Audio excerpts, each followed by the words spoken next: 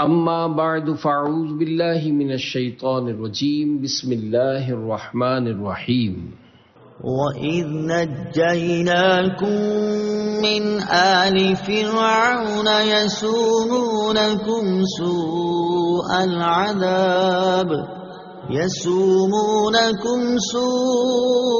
الْعَذَابِ يُذَبِّحُونَ أَبْنَاءَكُمْ وَيَسْتَحْيُونَ نِسَاءَكُمْ وَفِي ذَلِكُمْ بَلَاءٌ مِّن رَّبِّكُمْ عَظِيمٌ۔ ترجمہ۔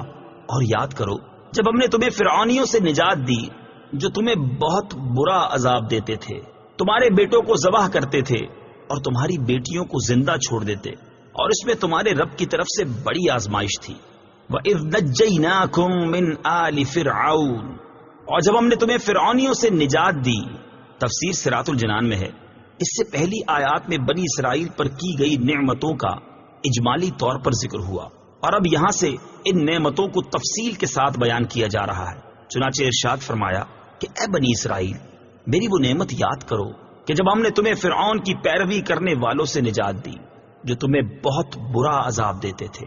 فرعون نے بنی اسرائیل پر نہایت بے دردی سے محنت و مشقت کے دشوار کام لازم کر رکھے تھے۔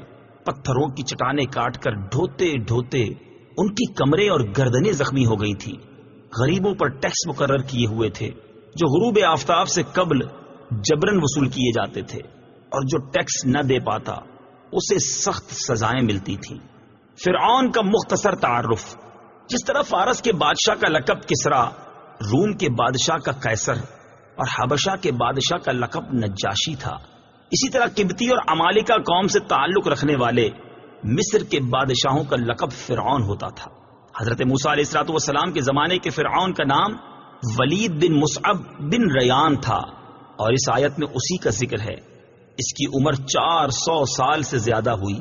نیز اس آیت میں آل فرعون سے اس کے پیروکار مراد ہیں۔ یذبحون ابناءکم، وہ تمہارے بیٹوں کو ذبح کرتے تھے۔ تفسیر صراط الجنان میں ہے، فرعون نے خواب دیکھا کہ بیت المقدس کی طرف سے ایک آگ آئی اور اس نے مصر کو گھیر کر تمام قبطیوں کو جلا ڈالا، جبکہ بنی اسرائیل کو کوئی نقصان نہیں ہوا۔ اس خواب سے اسے بڑی وحشت ہوئی۔ کاہنوں نے تعبیر دی کہ بنی اسرائیل میں ایک لڑکا پیدا ہوگا جو تیری ہلاکت اور تیری سلطنت کی تباہی کا سبب بنے گا۔ یہ سن کر فرعون نے حکم دیا کہ بنی اسرائیل میں جو لڑکا پیدا ہو اسے قتل کر دیا جائے۔ یوں ہزاروں کی تعداد میں بچے قتل کیے گئے۔ قدرت الہی سے اس قوم کے بوڑھے جلد مرنے لگے تو قبطی سرداروں نے گھبرا کر فرعون سے شکایت کی کہ ایک طرف بنی اسرائیل میں موت کی کثرت ہو گئی ہے اور دوسری طرف ان کے بچے بھی قتل کیے جا رہے ہیں۔ اگر یہی صورتحال رہی تو ہمیں خدمتگار کہاں سے ملیں گے؟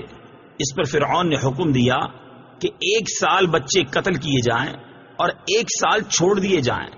تو جو سال چھوڑنے کا تھا اس میں حضرت ہارون علیہ السلام پیدا ہوئے، اور قتل کے سال حضرت موسیٰ علیہ السلام کی ولادت ہوئی۔ یہ واقعہ سورہ قصص کے پہلے رکوع میں کافی تفصیل سے بیان کیا گیا ہے۔ ان فرعون علا فی الارض وجعل اہلها شیعا یستضعف طائفة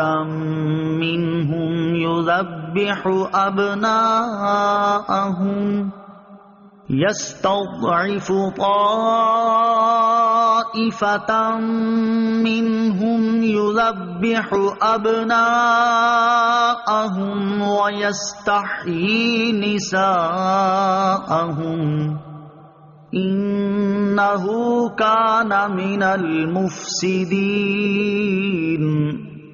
ترجمہ۔ بے شک فرعون نے زمین میں تکبر کیا تھا اور اس کے لوگوں کے مختلف گروہ بنا دیے تھے۔ ان میں ایک گروہ بنی اسرائیل کو کمزور کر رکھا تھا اور ان کے بیٹوں کو ذبح کرتا اور ان کی عورتوں کو زندہ رکھتا تھا۔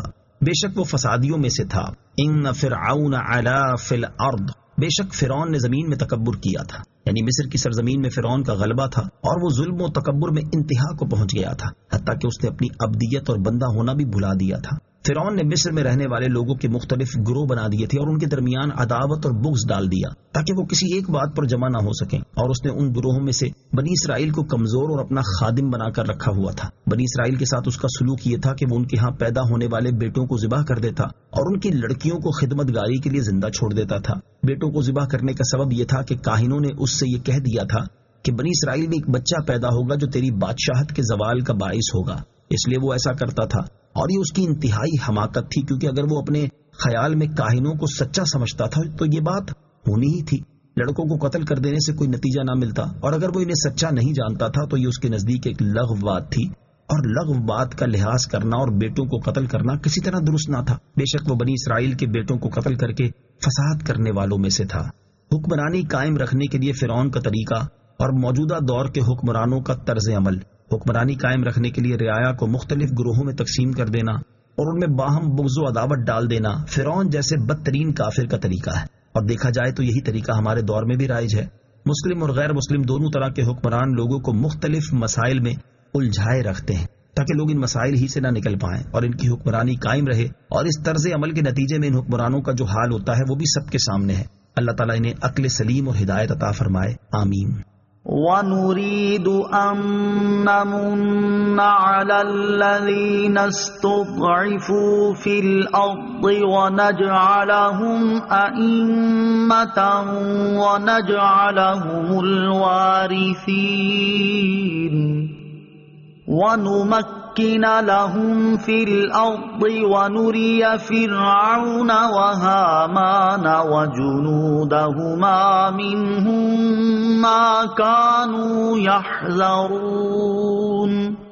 ترجمہ: اور ہم چاہتے تھے کہ ان لوگوں پر احسان فرمائے جنہیں زمین میں کمزور بنایا گیا تھا، اور انہیں پیشوا بنائے اور انہیں ملک و مال کا وارث بنائے، اور انہیں زمین میں اقتدار دیں، اور فرعون اور حامان اور ان کے لشکروں کو وہی دکھا دیں جس کا انہیں ان کی طرف سے خطرہ تھا۔ وَنُرِيدُ أَن نَّمُنَّ، اور ہم چاہتے تھے کہ احسان فرمائیں۔ اس آیت اور اس کے بعد والی آیت کا خلاصہ یہ ہے کہ فرعون نے تو بنی اسرائیل کو کمزور بنا کر رکھا ہوا تھا، لیکن اللہ تعالیٰ یہ چاہتا تھا کہ وہ بنی اسرائیل کو فرعون کی سختی سے نجات دے کر ان پر احسان فرمائے اور انہیں پیشوا بنائے تاکہ وہ لوگوں کو نیکی کی راہ بتائیں اور لوگ نیکی میں ان کی اقتدا کریں، اور اللہ تعالیٰ وہ تمام املاک و اموال ان کمزور بنی اسرائیل کو دے دے جو فرعون اور اس کی قوم کی ملکیت میں تھے، اور اللہ تعالیٰ انہیں مصر و شام کی سرزمین میں اقتدار دے اور فرعون و حامان اور ان کے لشکروں کو وہی دکھا دے جس کا انہیں بنی اسرائیل کی طرف سے خطرہ تھا، اور اس سے بچنے کی وہ بھرپور کوشش کر رہے تھے، یعنی بنی اسرائیل کے ایک فرزند کے ہاتھ سے ان کی سلطنت کا زوال ہونا اور ان لوگوں کا ہلاک ہو جانا۔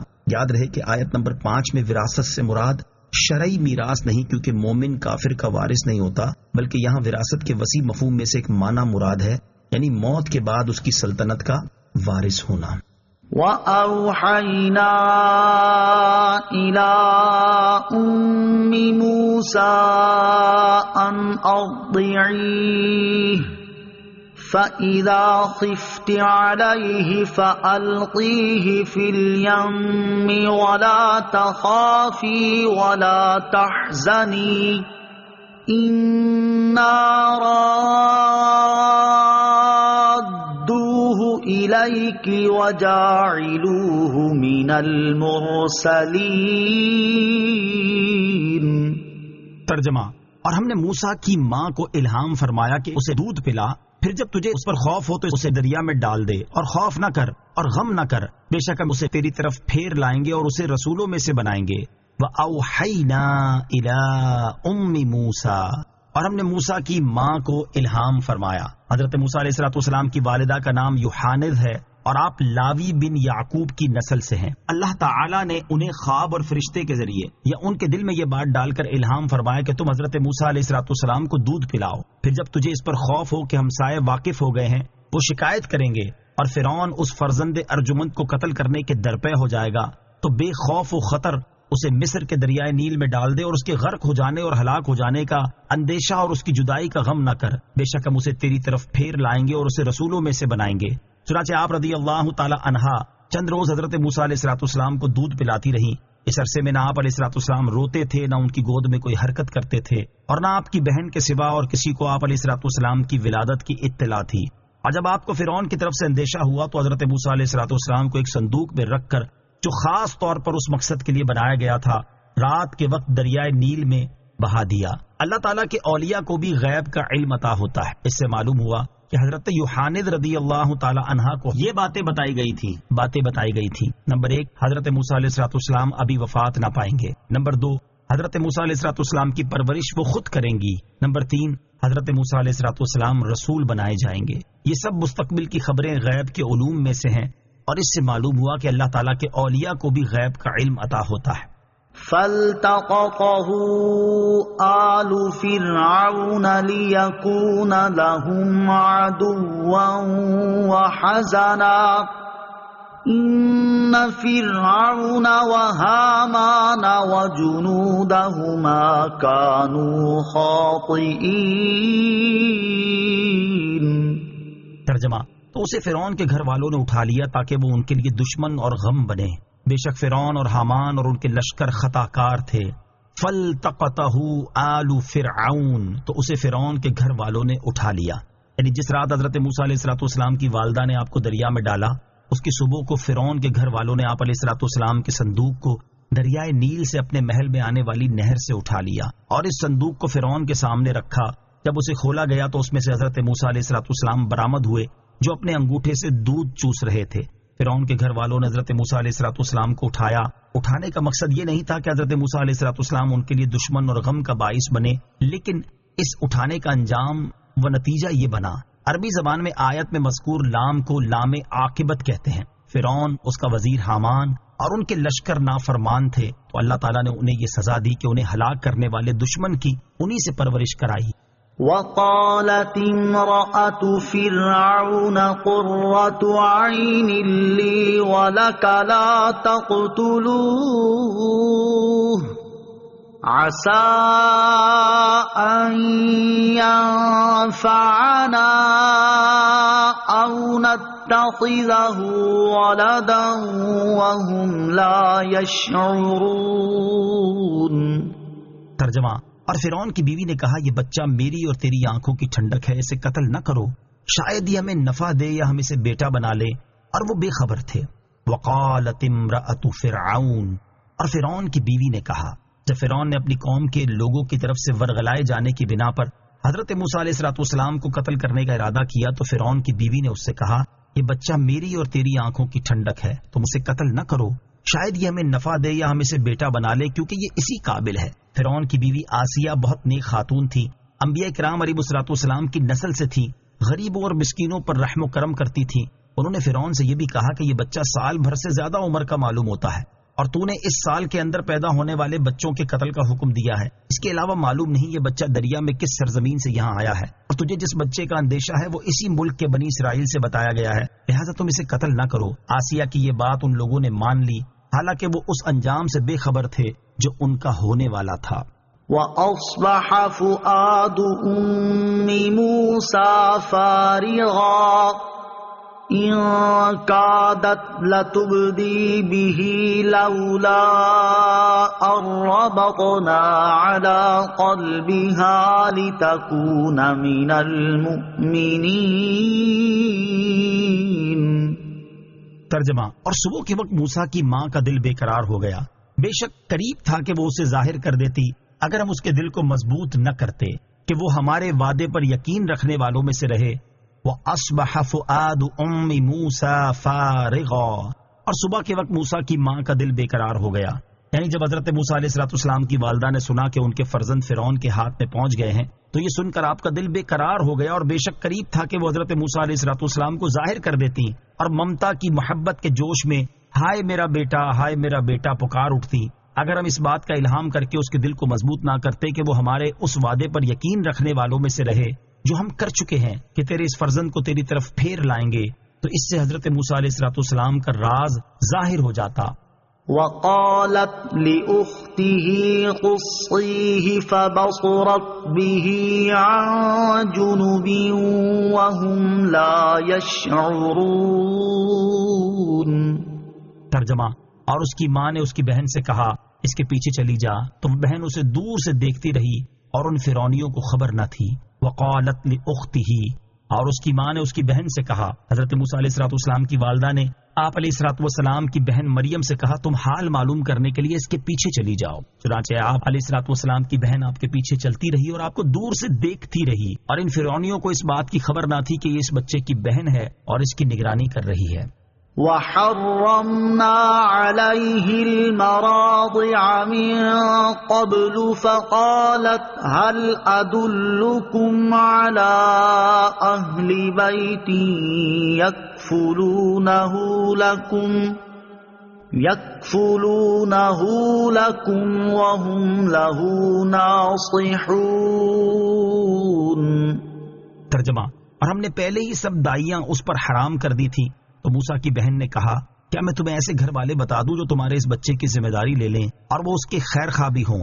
وَحَرَّمْنَا عَلَيْهِ الْمَرَاضِعَ مِن قَبْلُ، اور ہم نے پہلے ہی سب دائیاں اس پر حرام کر دی تھی۔ ارشاد فرمایا کہ ہم نے پہلے ہی حضرت موسیٰ علیہ السلام کو منع کر دیا تھا کہ وہ اپنی والدہ کے علاوہ کسی اور کا دودھ نوش نہ فرمائیں۔ چنانچہ جس قدر دائیاں حاضر کی گئیں ان میں سے کسی کی چھاتی آپ علیہ السلام نے منہ میں نہ لی۔ اس سے ان لوگوں کو بہت فکر ہوئی کہ کہیں سے کوئی ایسی دائی میسر آئے جس کا دودھ آپ پی لیں۔ دائیوں کے ساتھ آپ علیہ السلام کی ہمشیرہ بھی یہ حال دیکھنے چلی گئی تھی، اور صورتحال دیکھ کر انہوں نے کہا کیا میں تمہیں ایسے گھر والے بتا دوں جو تمہارے اس بچے کی ذمہ داری لے لیں اور وہ اس کے خیر خواہ بھی ہوں۔ فرعونیوں نے یہ بات منظور کر لی، چنانچہ آپ اپنی والدہ کو بلا لائیں۔ حضرت موسیٰ علیہ السلام فرعون کی گود میں تھے اور دودھ کے لیے رو رہے تھے، اور فرعون آپ علیہ السلام کو شفقت کے ساتھ بہلا رہا تھا۔ جب آپ کی والدہ تشریف لائیں اور آپ نے ان کی خوشبو پائی تو آپ کو قرار آ گیا اور آپ نے ان کا دودھ نوش فرما لیا۔ فرعون نے کہا تم اس بچے کی کیا لگتی ہو کہ اس نے تیرے سوا کسی کے دودھ کو منہ بھی نہ لگایا؟ انہوں نے کہا میں ایک عورت ہوں، پاک صاف رہتی ہوں، میرا دودھ خوشگوار ہے، جسم خوشبودار ہے، اس لیے جن بچوں کے مزاج میں نفاست ہوتی ہے وہ اور عورتوں کا دودھ نہیں لیتے ہیں جبکہ میرا دودھ پی لیتے ہیں۔ فرعون نے بچہ انہیں دیا اور دودھ پلانے پر انہیں مقرر کر کے فرزند کو اپنے گھر لے جانے کی اجازت دی۔ چنانچہ آپ حضرت موسیٰ علیہ السلام کو اپنے مکان پر لے آئیں اور اللہ تعالیٰ کا وعدہ پورا ہوا۔ اس وقت انہیں اطمینان کامل ہو گیا کہ یہ فرزند ارجمن ضرور نبی ہوں گے۔ اللہ تعالیٰ اس وعدے کا ذکر فرماتا ہے فَرَدَدْنَاهُ إِلَىٰ أُمِّهِ كَيْ تَقَرَّ عَيْنُهَا وَلَا تَحْزَنَ وَلِتَعْلَمَ أَنَّ وَعْدَ اللَّهِ حَقٌّ